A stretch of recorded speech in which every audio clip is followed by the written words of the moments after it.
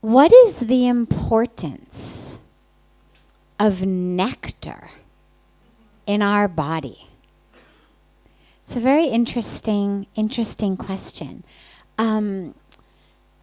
Nectar, when we speak about it in an Indian spiritual standpoint, we use terms like amrit, sacred, divine nectar, which is literally the juice, the essence in our bodies and in our lives. But also when you speak about prana, which is our life force, or when you speak about ojas, which is also the sacred force, the energy of the body, these are also sometimes referred to as nectar. So I'm going to take them collectively. Well, the importance of it is it's what gives us life. Prana is literally our life force. So when the soul departs the body at death, we talk about the prana leaving the body, the breath leaving the body. When statues, deities in Hindu temples when they're done being sculpted by the artist and they are installed in the temples, there's a ceremony called the prana pratishtha, which is actually a very, very sacred, scientific, many day long, intricate ceremony of literally breathing life, breathing prana into the statue. And that's why, as a very quick but important diversion, people think that Hindus worship idols, and the Hindus always say, no, we're not worshiping idols. See, actually, the sacred breath has been brought into this. This is not an idol. This is the divine, who has been gracious enough to come into this form. But with the prana pratishtha ceremony, with the bringing in the breath, it literally goes from being a statue to being a deity, an image of the divine, a holder of the divine, a way of us to access the divine. So on the one hand, it's literally our life, our physical life. You need it to be alive. Go a step deeper. We'll begin with the most physical, grossest level. Prana's life. You have it, you have a lot of life. You don't have it, you no longer have life. You may have a body, but you no longer have life. Take it a step more subtle. Because the prana is not only physical life. It's also the quality of our inner life.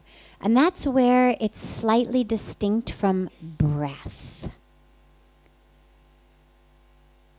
The translation, the literal translation of prana is not just breath. So it's not simply oxygen. It's actually an energy and a power and a life force that comes in. So it's deeper than simply oxygen. And therefore it determines the quality, which is where you have practices like pranayama. How do we use the breath? Not just to expand our lung capacity. I mean, it's not about how long can you hold your breath underwater. It's not about how much can you fill your lungs, although that's wonderful. Oxygenating our cells is fantastic for keeping them healthy. But it's deeper than that. pranayama is actually a method of using the breath to attain oneness with God. This is where, when it comes in the 8 limbs of yoga as given by Patanjali, it's part of the path to samadhi. It's part of the path to that ecstasy, that union with the divine. So the prana is that which we can use to connect with the divine force within us. Ojas, and of course we could go all night on this, but I want to just make sure that we have time for other questions. Ojas, again, is our energy. The energy in the body, the light in the body, that which fuels us, that which keeps us going on a literally very physical level. There are practices about learning to contain your ojas. You know, one of the questions that I get all the time, being an orange-robed sannyasi, which is a path of celibacy, one of the questions I get all the time is, why celibacy? Why do you need to be celibate?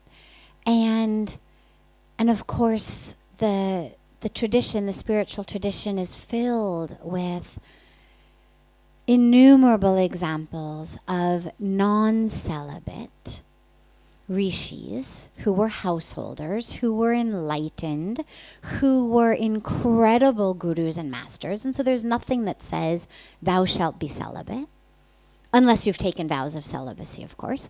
But the teaching of celibacy and the reason for it on the very, very committed and deep and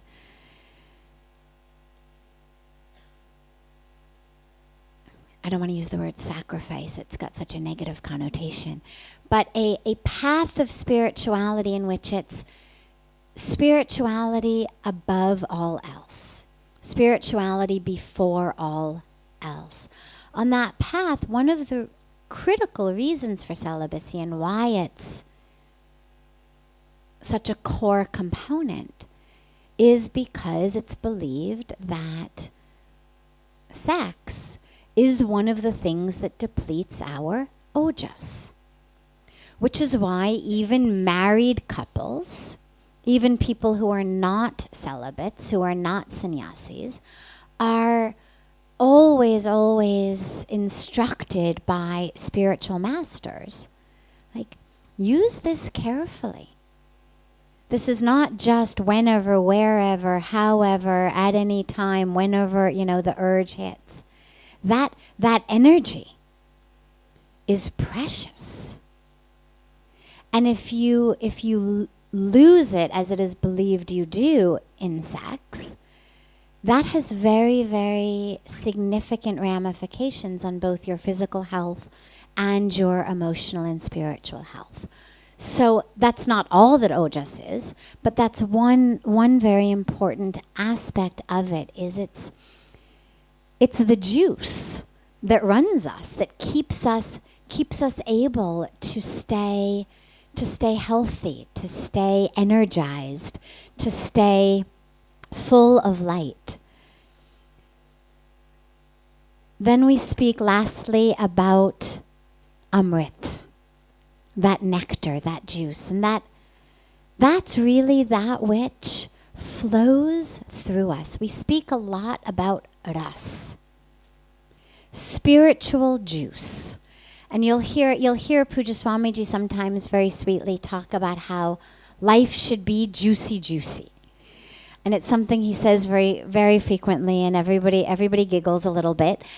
But the meaning of that really is your life should be filled with nectar, with ras, that it shouldn't be dry. You could have a physical body. Food fills a physical body. Medicine takes care of a physical body. Clothes protect a physical body. But if you don't have that juice, then you may have days in your life, but not life in your days. And so nectar is really that which brings the juice to life. And so on all of those levels, it's crucial. Whether you want to be just physically healthy, whether you want to be spiritually full of light, whether you want to be deeply grounded in your practice, whatever level it is, nectar. Nectar is critical. And this is where we come to spiritual places. It's not the only way to get nectar, of course. Fortunately, by grace, it's available in so many ways. Meditation, prayer, chanting, yoga, service, love. It's all around us. It's all around us. But this is where it's so important to take it in so that our lives can really be, as he says, juicy, juicy.